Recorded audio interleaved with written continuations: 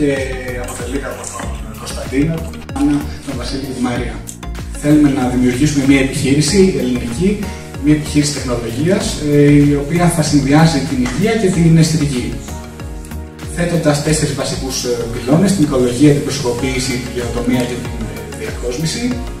Μοτίβα τα οποία θα μπορούμε να χρησιμοποιήσουμε γεωμετρίες πάνω στις εκτυπώσεις μας και πώς μπορεί να είναι. Η μόδα, η οποία είναι καθοριστικός παράγοντας για εμάς, και είμαστε φιλικοί προς το χρήστη αλλά και προς το περιβάλλον με νέα τεχνολογικά μέσα, βασισμένοι πάντοτε στην τέταρτη μηχανική